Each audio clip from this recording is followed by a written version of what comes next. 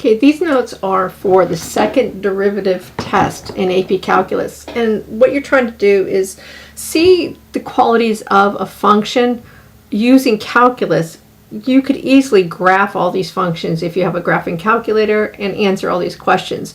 But sometimes you don't know what the function is, you just know bits of information about the function. So that's why we're doing these first derivative tests and second derivative tests. This is going to be a long note section because I'm breaking this up into parts. Feel free to stop this and go back to it at any time you feel you need to go back to it. So what we're looking for in a second derivative test, there's three things that we look for. We look to see if the concavity of a function. So concavity of a function is talking about if it's concave upward, like a cup, concave up cup, or if it's concave downward. And on AP Classroom, the gentleman explains to you that the way he was taught it, if it's a cup, if it's concave up, it holds water. If it's concave down, it does not hold water. And they give a really good description. So this is some graphics to show you as well. Here's a function that is concave up. And all these lines are tangent lines at a point. And as you notice, this minimum here, this is a minimum right here.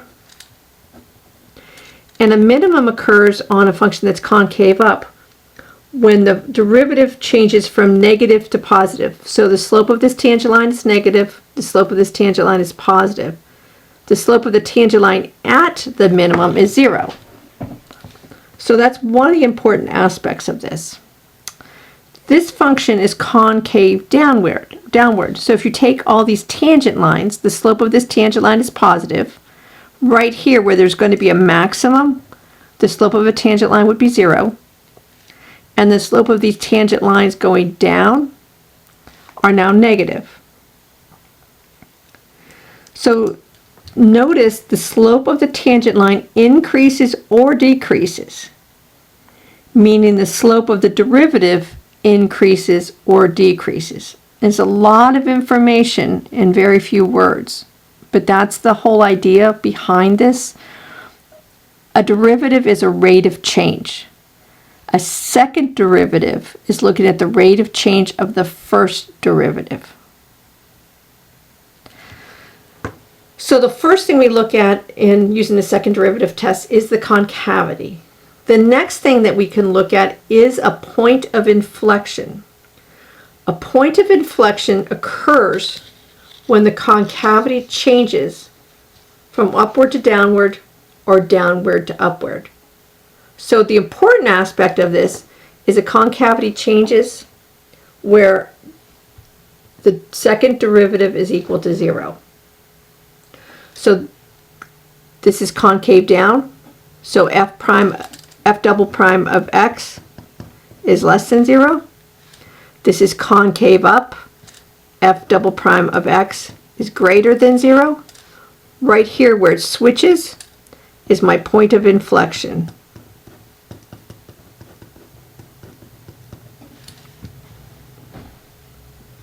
The third thing we look for in the second derivative test is the relative extrema.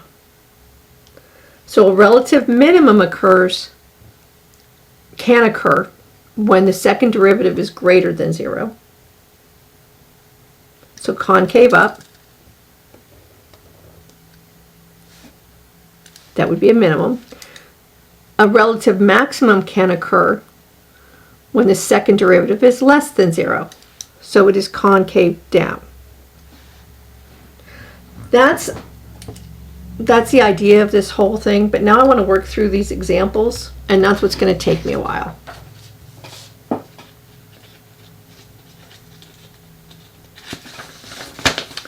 The first example I have, I just want to determine the concavity. So I have this function x to the fourth minus 4x squared. First and second derivative must be used first to locate the critical numbers. So my first derivative is going to equal 4x cubed minus 8x. And just out of habit, I'm going to go ahead and set this equal to 0. Factor out of 4x, and I get x squared minus 2 equals 0. So my critical numbers would be x equals 0, and x equals a positive square root of 2, and x equals a negative square root of 2. What this is the possible extrema. I don't need it for this problem, but I just keep wanting to show you what the first derivative is used for. Then I'm going to go ahead and find my second derivative. And notice as I'm doing this, I'm marking this as my first derivative. So my second derivative is going to equal 12x squared minus 8. I'm going to set that equal to 0. Factor out of 4, and I get 3x squared minus 2 equals 0. The 4 doesn't affect anything. I just want to use smaller numbers. So I set this 3x squared minus 2 equals 0. I get x squared equals 2/3. So x is equal to plus or minus the square root of 2/3. There is no sense in rationalizing your denominator. You've proven that you can do that or you would not be at this level. So we're going to leave it there. So these are possible points of inflection.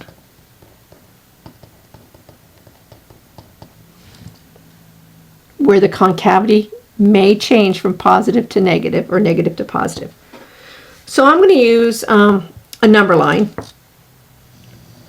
And I'm not worried about relative extrema at this point, so I'm not even going to use these numbers from my first derivative. I'm just going to use my numbers from my second derivative. So I've got a negative square root of 2/3, and I have a positive square root of 2/3. And just to help you imagine the numbers, this is going to be negative 0.816, and this is a positive 0.816.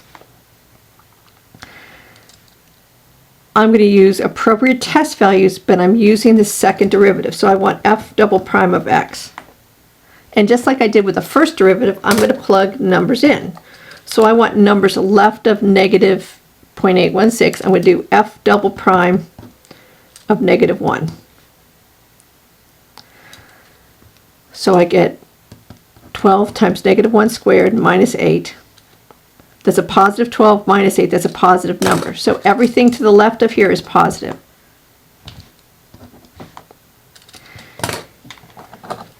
Then I want to use a number between negative square root of 2 over 3 and positive square root of 2 over 3. So I'm going to use 0. So f double prime of 0 is equal to 12 times 0 squared minus 8. And like I said before, you do not have to show that you're testing these values, but you really do need to show this number line and what you're doing with it.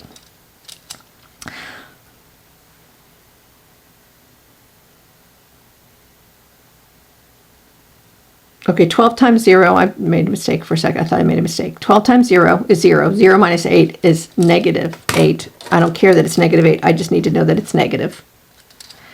And then I'm going to test a number greater than the square root of 2/3. So I'm going to test f double prime of a positive 1.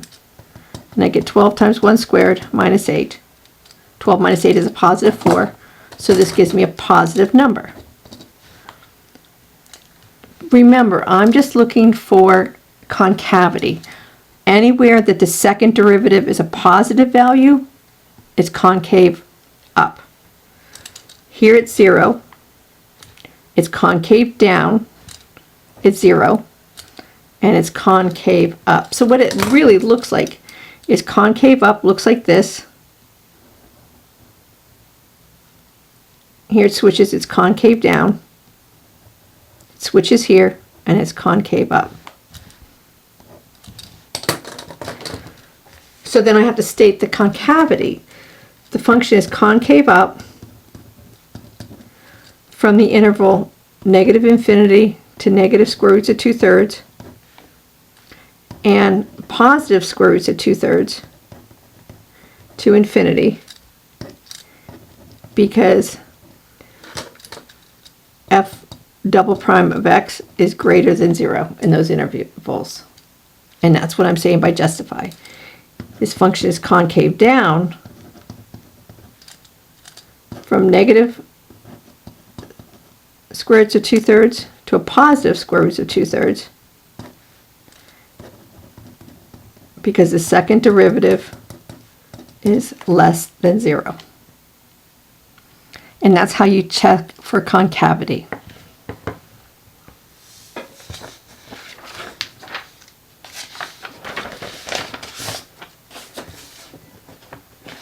My next example, I'm going to be determining points of inflection. Remember, there were 3 things that we could do with second derivative tests. The first one is checking concavity. The second one is points of inflection. And this is a completely different function. So first and second derivative to determine the critical numbers. So just out of habit, I only need the first derivative to get my second derivative. So my first derivative is going to be 4x cubed plus 6x squared minus 4x. Just out of habit, I'm going to go ahead and set this equal to 0, but I can factor out a 2x first. So I get 2x squared plus 3x minus 2 equals 0. I can factor this 2x squared plus 3x minus 2. I get 2x minus 1, x plus 2 equals 0.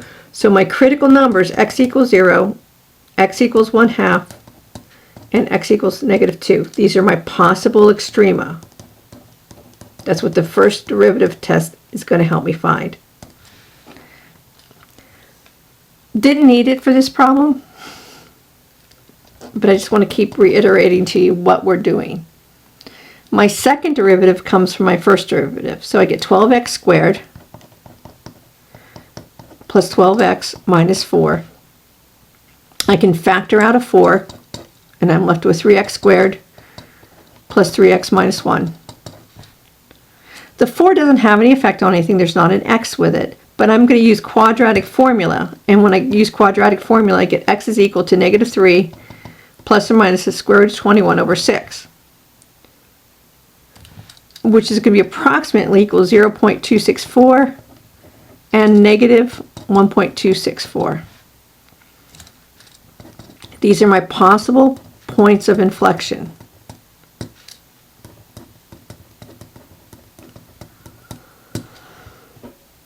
And it's possible because I haven't proven that they are. Until I prove that they are, they're just possible. Then I'm going to look at the intervals again, and I don't care about the intervals for the critical numbers for points of inflection. I'm going to do my number line. And the numbers I want to use are going to be this -3 minus the square root of 21 over 6, which was about -1.264. And this positive number, which would be -3 plus the square root of 21 over 6, which was positive 0.264. I have to test the values in the second derivative since I'm looking for points of inflection. So I want to test f double prime of x.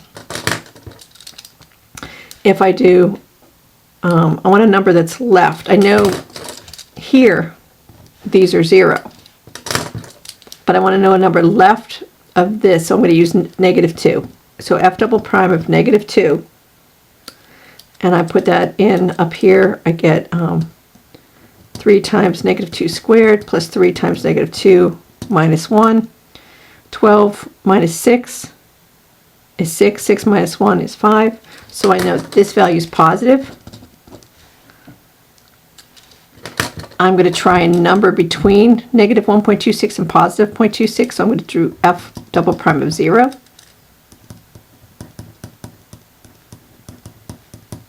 So 0 plus 0 minus 1 gives me -1. So I know that in between these two values, I have a negative value. Then I'm going to try a number greater than 0.264. So I'm going to try 1. And remember, I'm putting these into the second derivative. So 3 times 1 squared plus 3 times 1 minus 1. 3 plus 3 is 6. 6 minus 1 is 5. So this is positive once again. Anywhere the second derivative changes from positive to negative or negative to positive, I'm going to have a point of inflection. So my points of inflection are going to occur right here and here.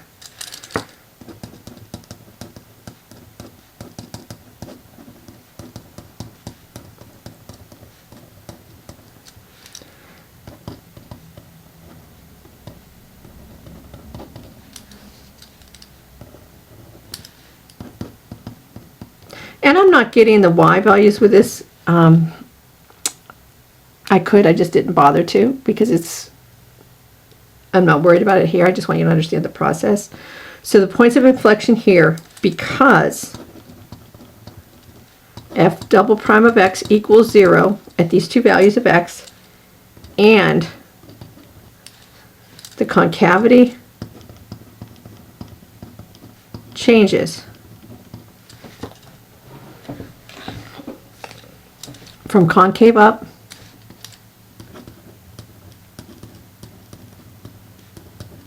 to concave down,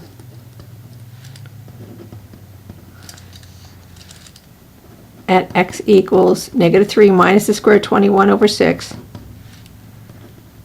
and changes from concave down to concave up at x equals -3 plus the square root of 21 over 6. And I've given a little bit more information than you have to give, but I want to make sure that you understand. And it doesn't hurt to give more information as long as your information is correct. One more example. So once again, there were three things that I said we could do with second derivative test: concavity, points of inflection, and extrema, minimum and maximum values. So this last one is going to be looking at the extrema. Once again, it's a different problem. So the directions are asking me to locate the extrema for the function. So the first thing I'm going to do is use the first and second derivative. So my first derivative is going to be 4x cubed minus 4x. Set that equal to 0. Factor out the 4x. And I could factor that again, or I could just set it equal to 0. So my critical numbers are going to be x equals 0, 1, and -1. These are my possible extrema. And in this case, I do need them because that's what I'm looking for. But I need my, to use the second derivative test, I need the second derivative. So I'm going to get my second derivative. So I get 12x squared minus 4. Set that equal to 0. I can factor out a 4. I get 3x squared minus 1 equals 0. So x squared equals 1/3. I get x is equal to plus or minus the square root of 1/3. These are my possible points of inflection.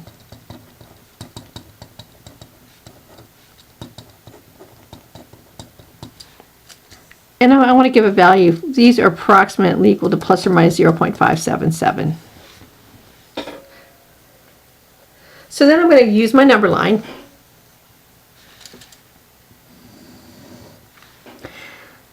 And I know my extrema could be at 0, -1, and 1. This -0.577 is right here. So this is a possible point of inflection. And a positive 0.571 is about right here. So those are my 2 points of inflection. So I know to the left, in the middle, and to the right, I can look for concavity. But I'm looking for extrema. So what I'm going to do is I'm going to test the values at -1, 0, and 1. So I still am testing using my second derivative. So if I do f double prime of -1, I get 12 times -1 squared minus 4. Gives me a positive 12 minus 4. That gives me a positive value right here. If this is positive, I know it is concave up. Then I'm going to try 0. F double prime of 0. 12 times 0 squared minus 4. This is going to be a negative number. Right there is negative, so I know that it is concave down. And the last one I'm going to test is at 1. So 12 times 1 squared minus 4 gives me a positive number. So I know it is concave up. So what's happening, it is concave up, changes here at this point of inflection to concave down, changes at this point of inflection to concave up. Oh, this wasn't very good. Let me change this.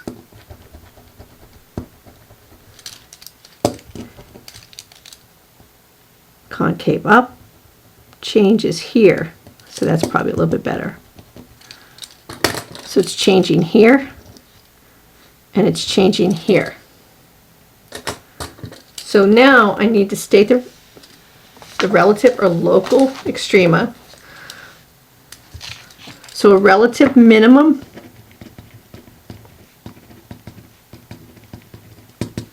occurs when x equals -1.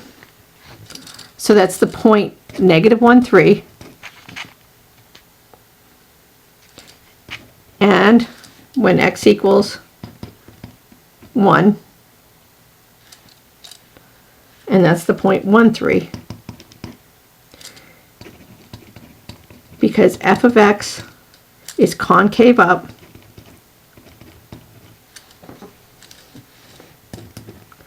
and f prime of x equals 0 at x equals 1 and x equals -1. So right here is a minimum. I could have done this a little bit better too. Actually, it's a minimum right here, so it's going to go back up. So right there is a minimum. I have a relative maximum here. So relative maximum occurs when x equals 0, and it ends up being the point 0.04, because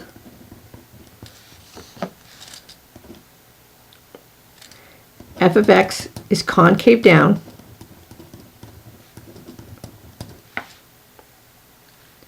and f prime of x equals 0 at x equals 0. So a lot of information for the second derivative test. The test itself is not hard, but trying to keep everything straight takes some practice.